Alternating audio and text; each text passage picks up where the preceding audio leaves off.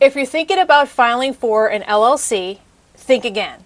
I'm here to tell you that there's a better way when forming a corporate entity, and it's not how you might think. I have a lot of stuff to cover in a very short period of time, so buckle up your seatbelts because here we go.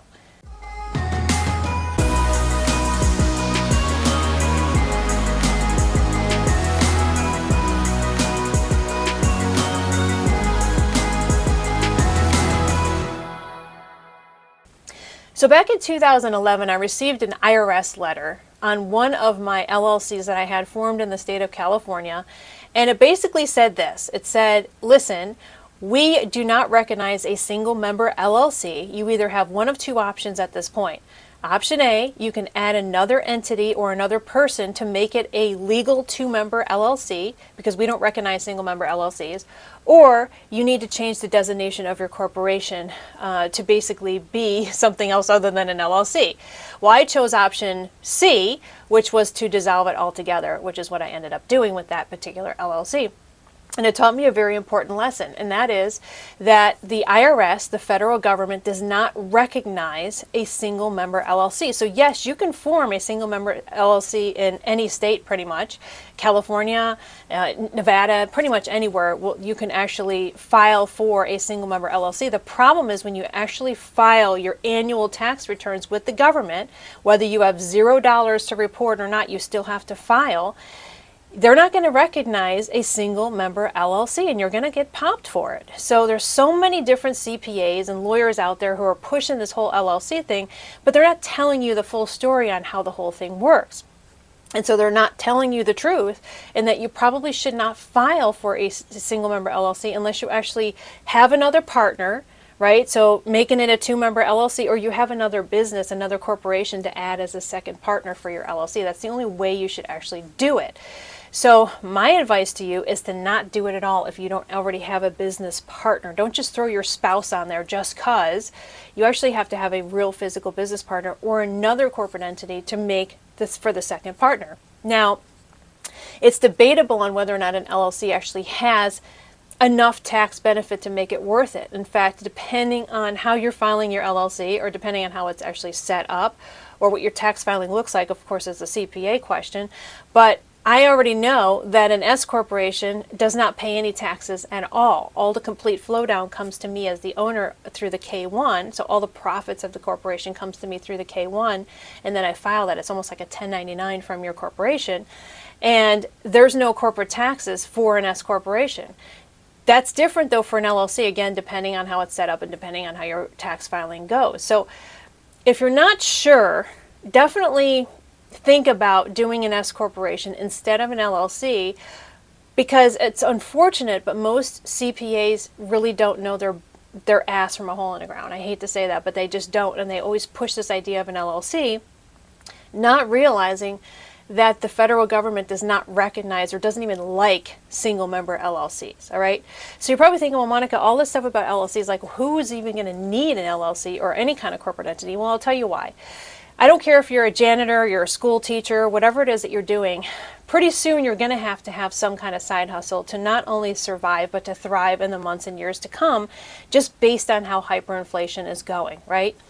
So if you don't have a corporate entity to protect yourself, to protect your personal assets, then you're going to be in trouble if anything goes awry or sideways with your company or your business activities. So everybody should have some kind of corporate entity if you plan on going into business. And maybe you don't plan on going into business right away, but even still, you should still get a corporate entity, because you can get something called an EIN, which stands for Employer Identification Number, which is essentially the Social Security number of your company.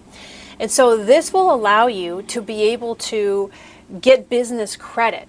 And so business credit will get you all kinds of unsecured business credit at a 0% APR, promotional period of a year, sometimes longer, that you can actually use that unsecured credit. I mean, we're talking about $50, $100, $250,000 in unsecured credit that you can use to invest in real estate, to buy a business, to start a business, to expand a business.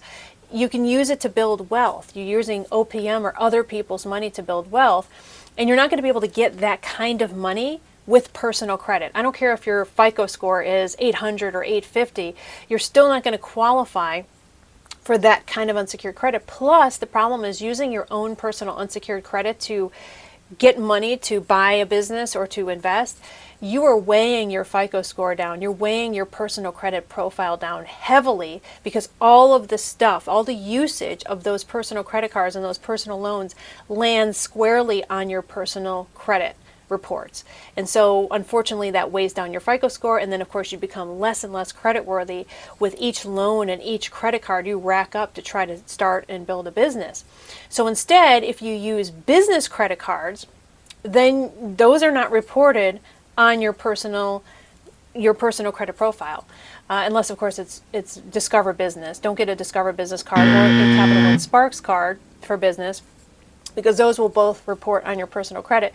But every single other business credit card I've ever used, as long as I'm using my personal Social Security card number and my own EIN number for the company, all of that reports on the company's Experian business credit report and does not report on my own personal credit report. So yes, they pull my personal credit to see if I'm credit worthy for, say, an American Express, for example, but they don't actually report that American Express usage as long as it's a business American Express or a business Chase Inc. card or a business Citibank card or a business US Bank card or business Bank of America credit card. You get the point, right? So that's why I like using business credit. But the only way you can get business credit is by, wait for it, having a business, right? Which means you need to have a corporate entity. So again, usually everybody's go-to who doesn't know anything about business, they'll run right into any of these advertisements online with these different attorney-assisted corporation formation services or CPAs that actually will help form a corporation, and they're all pushing an LLC. And I just still to this day don't understand that, because it's like that's the last type of corporate entity you should start with. So if you're new to the corporate entity building world, I advise you to get yourself a regular for-profit corporation. And so it will start off as a C corporation. So every single for-profit corporation will be born as a C corporation. And a C corporation is a problem. You do not want to keep a C corporation because of the double taxation standard. So a C corporation is taxed at the corporate level, and then you are, as the business owner, also taxed on those profits as well. So you're basically taxed twice, and that sucks. So there's a real simple way to get around that, and that is to turn your C corporation into an S corporation, which is very easy. You just go to the irs.gov website once you have your corporate docs and once you have your EIN number, which again is your Social Security number for your company. Once you have those two things, you can then go to the irs.gov website, type in form 2553, again form 2553, and you basically fill out that form and you mail it in or you fax it in. Yeah, I know the IRS is just still old school, like everything is like fax and mail, believe it or not, but you mail that in, that form 2553, and then it turns your C corporation into an S corporation. And an S corporation is probably, in my opinion, I'm sure I'm going to have a CPA or a lawyer or somebody disagree with me, but it's, in my opinion, the best starting corporate entity you can have, because then it allows you leverage later to get an LLC.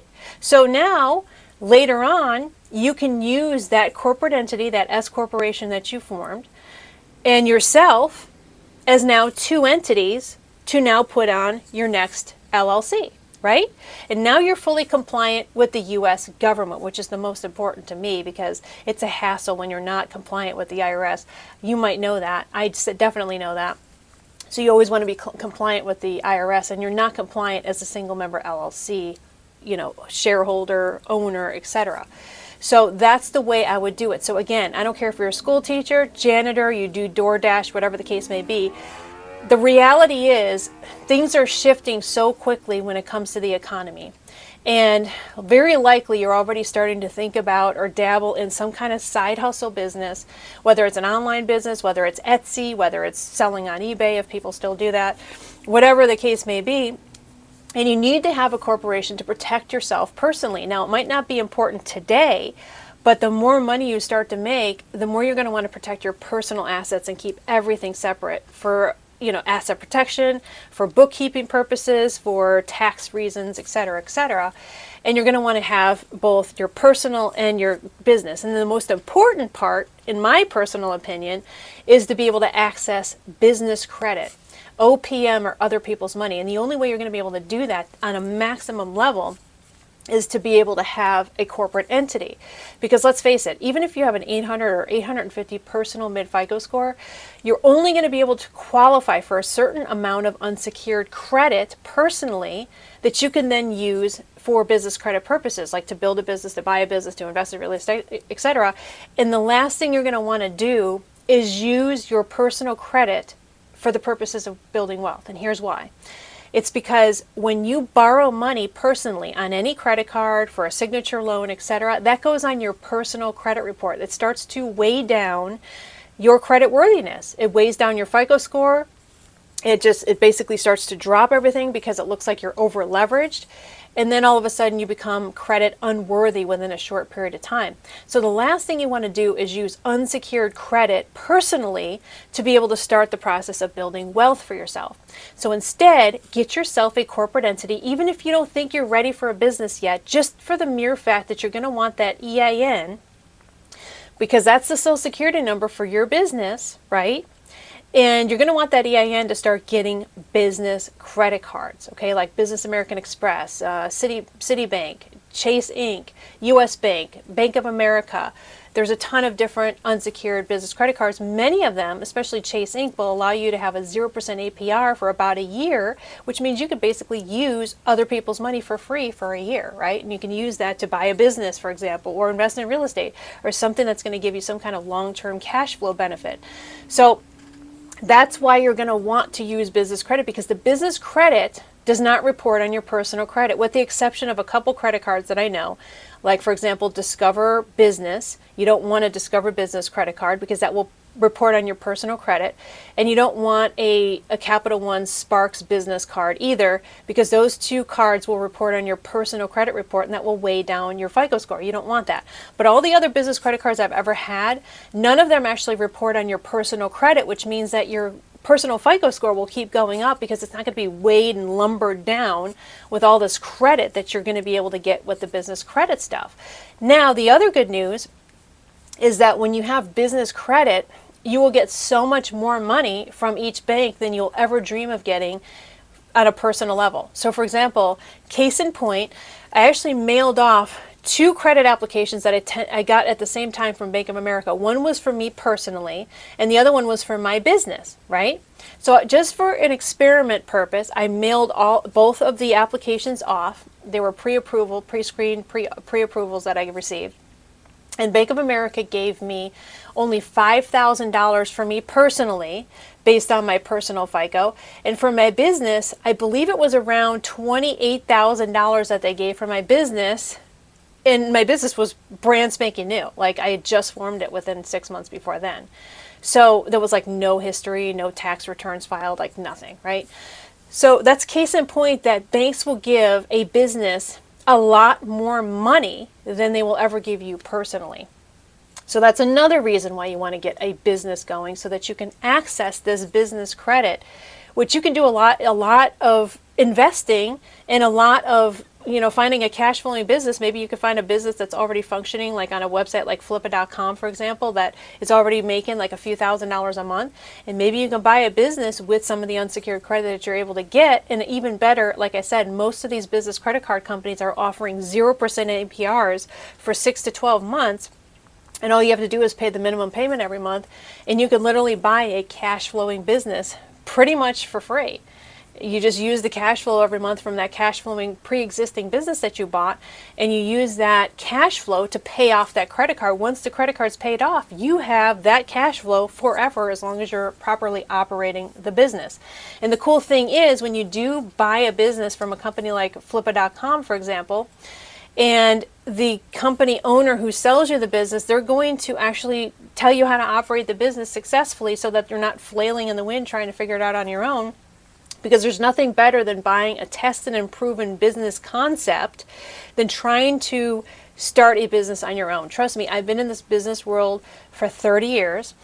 And I could tell you that I've run the gamut with online marketing businesses, direct mail marketing businesses, real estate investing, like everything in between, network marketing, like all of it.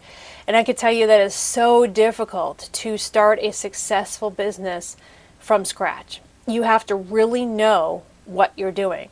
Most businesses in this country fail within, well, at least roughly 50% fail within the first 5 years. And then beyond that, like most of them don't even make it past that. So that is what you're looking at when you're trying to start a business from scratch.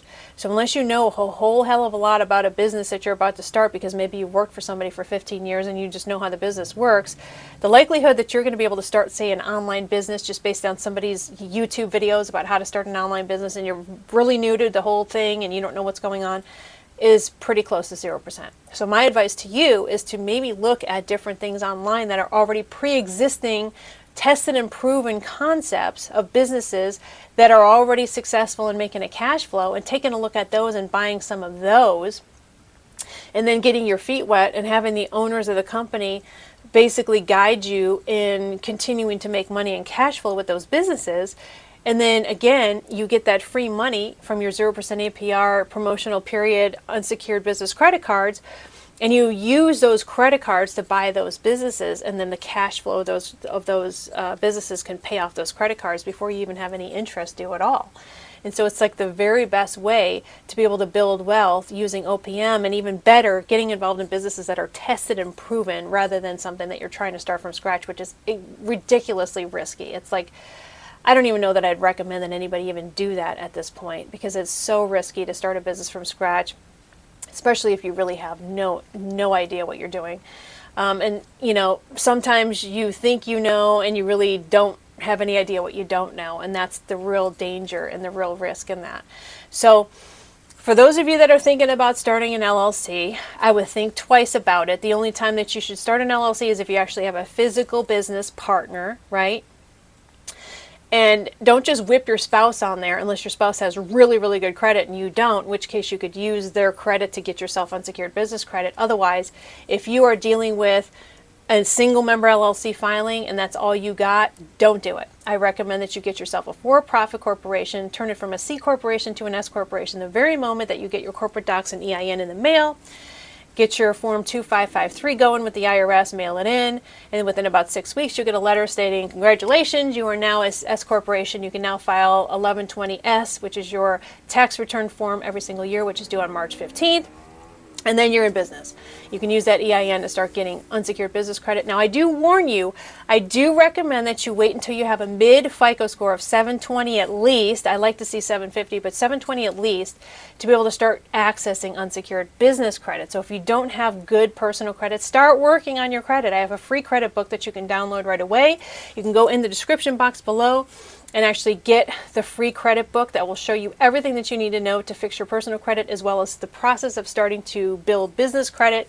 But again, when it's time for you to start business credit building, get yourself an S corporation instead of an LLC, because the regulation for the IRS is that you have to file Form 8832 to turn an LLC to be treated as a corporation. Why would you want to do that when you could just become a for-profit corporation from the get-go? Like, that just doesn't make any sense to me.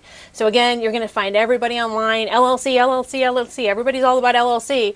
And unless you actually have two entities, whether they're two businesses, whether they're two people, whether it's a business or a person, you do not qualify. According to the IRS, you are not considered or recognized as a single member LLC, because they don't recognize single member LLCs, okay?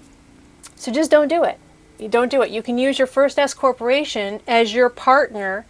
So then that way, once you get your first S corporation going, you then can start to form LLCs, especially if you're buying real estate properties, because you will be entity number 1 on the LLC and your S corporation will be entity number 2.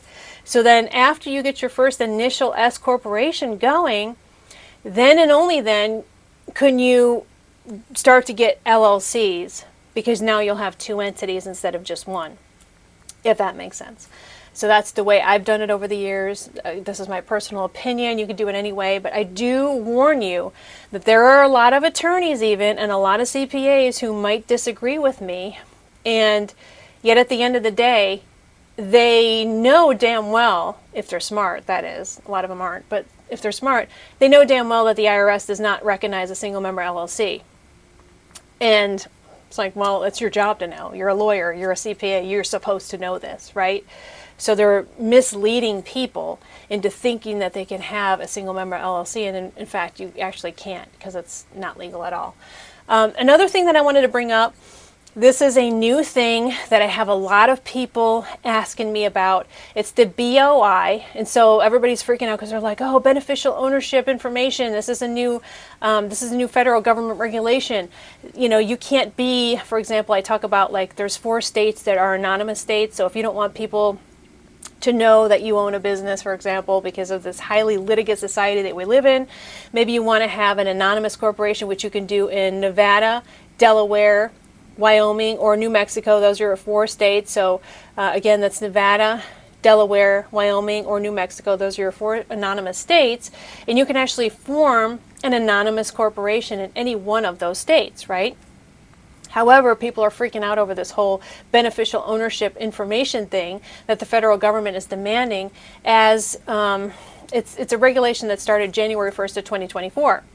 And so if you already have a pre-existing corporation from before 2024, you have till December 31st, 2024 to file on the FinCEN website, which is fincen.gov/BOI, and you actually have to file with them. Now, people are like, well, what about the anonymous corporation? Well, that doesn't affect anything. I mean, people don't think anything through. It's like ridiculous in today's society. It drives me mad. So let's think in terms of, if you have an anonymous corporation that you formed in, say, Delaware, and the reason that you'd form a Delaware corporation is because you just don't want anybody to know your business, right? So that's cool. Well, guess what? The IRS always knew who you were, because when you file for your EIN number, which is your employer identification number, you have to put your name, your physical home address, and your social security number on the EIN application. You have to. So guess what? The IRS always knew who you were. So when people were running around, oh yeah, the BOI, they're going to know who you are. Well, the federal government always knew who you were, period. So if you're thinking that they didn't, you're delusional, because every year you have to file for taxes anyway on March 15th. And every year when you file your corporate taxes, you have to put yourself as a shareholder. And guess what else goes on that 1120S, form? Your social security number. Okay, hello, because you're the owner of the company, right? So everybody that's running around thinking that nobody knew who they were and they were able to be anonymous because they had a Delaware corporation, now they can't be. Well, you were never anonymous to the federal government. Now this is just another level of oversight, because basically what they're trying to do, it's the U.S. Treasury's Financial Crimes Enforcement Network. It's called FinCEN for short. And this is just another way of oversight with the federal government. But it's just another department of the federal government aside from the IRS. So now 2 government agencies are going to know that you own a Delaware corporation, not just 1. But according to everybody else on the planet, if you decide to form an anonymous corporation in Delaware, for example, only Delaware is going to know that you own that corporation. And then the federal government, the IRS, and FinCEN is also going to know that you own that corporation. But the IRS always knew that you owned a corporation, even if it was anonymous. So there's nothing to freak out about, guys. There just isn't. It's just another method and means of oversight by the U.S. government. But they always knew where you were, what you were doing, what corporation you had, through the IRS anyway, through your EIN number filing, if that makes sense. So it's nothing to freak out about, but I do want to make everybody aware that you do have to file the FinCEN stuff by December 31st, 2024 for any corporation that you have prior to the beginning of 2024, and make sure that you actually go to the website, which again is FinCEN, fincen.gov/BOI, if you have any corporate entities that have to be filed. Because again, it's just another layer of oversight for the U.S. government, as if they don't know what you're doing anyway, because they know everything you're doing. So don't bamboozle yourself into believing that they don't know, because they know everything, all right? So if you want my free book on building business credit as well as fixing your personal credit, it's called Credit Millionaire. Go ahead and go in the description box below and get yourself an instant download, 100% free copy. If you want my credit letters to be able to help you get some of those negative things off of your personal credit report that need to be removed immediately, you can also go down below in the description box, and I do give you those free letters that you can get as a free download. And you can utilize those letters to be able to fight some of that stuff that's on your personal credit that needs to be removed immediately. If you found that this was useful, give me a nice thumbs up. And also consider subscribing to my channel because I have a lot more stuff to bring to you in the next several months. So I'm just looking forward to being part of this journey with you. This is Monica Maid signing off, and I will see you in the next video.